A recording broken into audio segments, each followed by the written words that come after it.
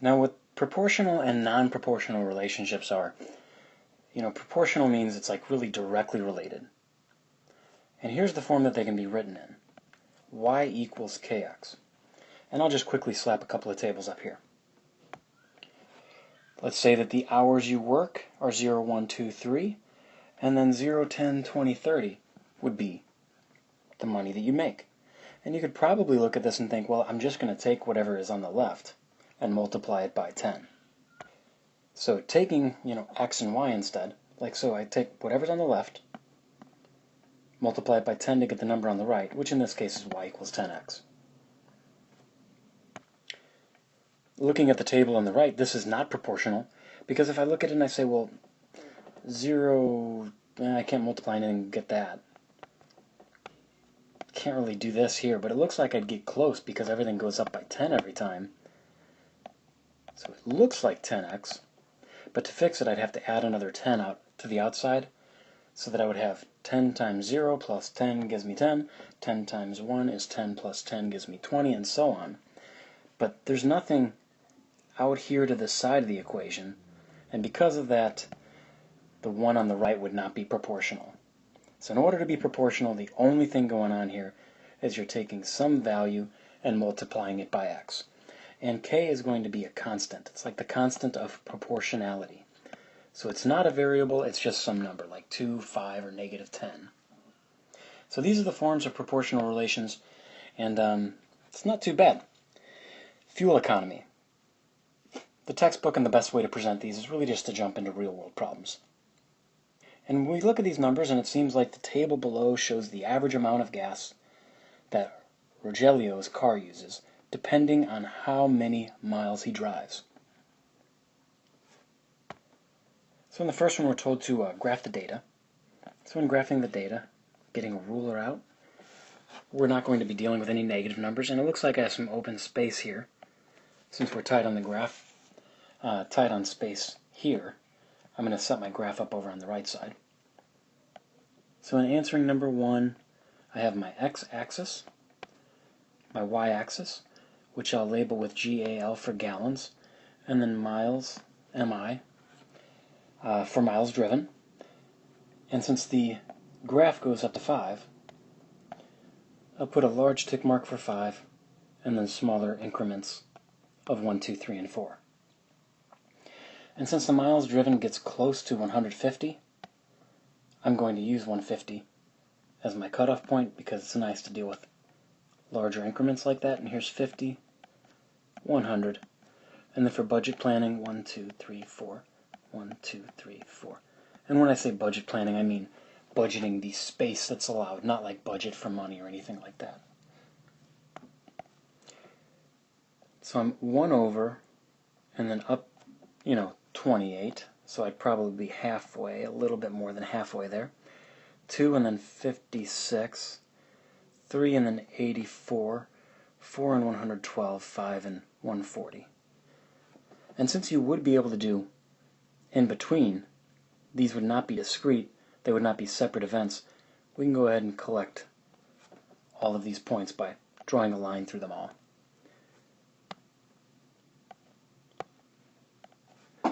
Now, it's not really enough to just look at the graph and assume that it's linear like this. You should look at the table too. But what conclusion can we make? Well, the conclusion that we can make about the relationship is the more gallons consumed,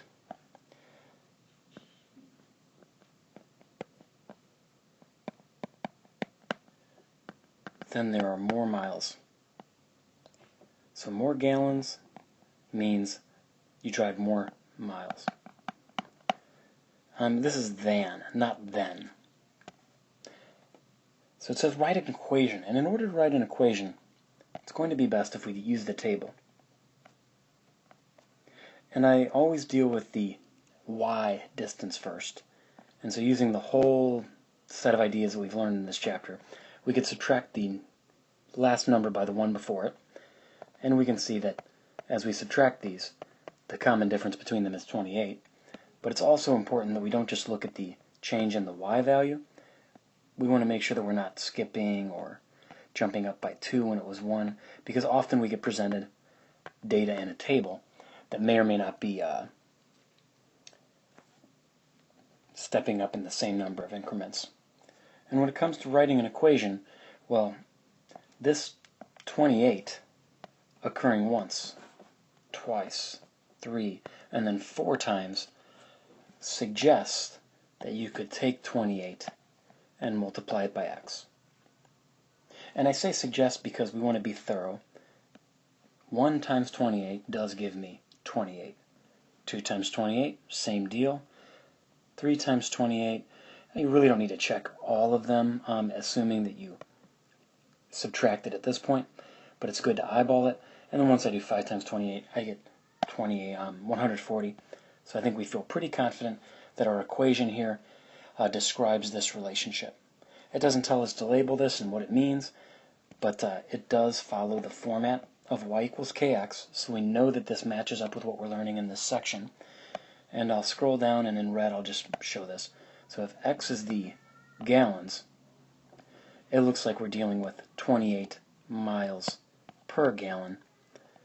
And when we multiply those values, the units of gallons go away, and we're left just with miles driven here. Fundraising. Now, I will help you with the table a little bit, just so that you can plan your space nicely. But after I talk through the table, that's going to be pretty much it. So here's Spanish Club t-shirts, and the more shirts that are purchased, the more the cost goes up. So when I'm looking at the numbers that they give us, I think that stopping at 4 would be strange. So we'll go all the way up to 5 on our x-axis. So here I am, drawing the x-axis, my y-axis, labeling this as x and y. The shirts would be here, and the cost measured in dollars here. So I do have COST written there, and then in parentheses a $sign. Some sort of endpoint, some sort of endpoint. And as I budget this space, there's 5, 1, 2, 3, 4.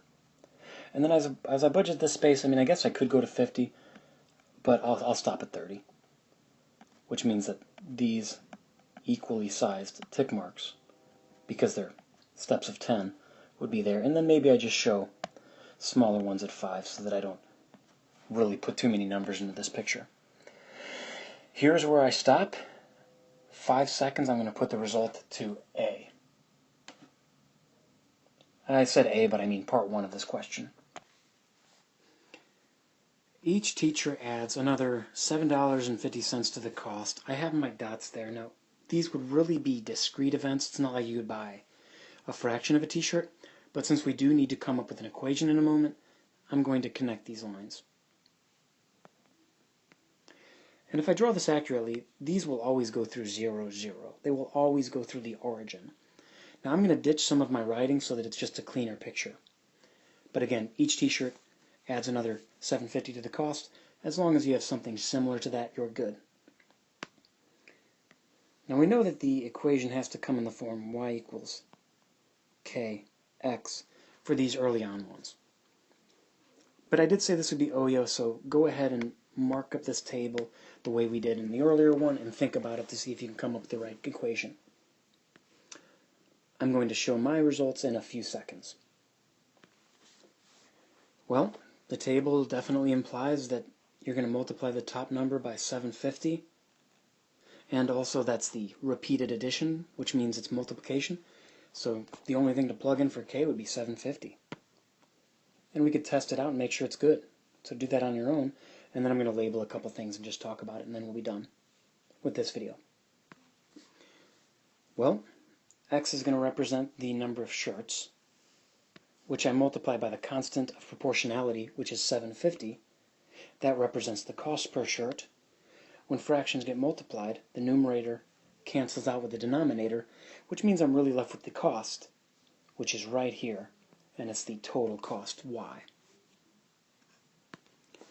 So there you are, a couple of word problems which hopefully serve as a good introduction to what this early on proportional relationships equation stands for.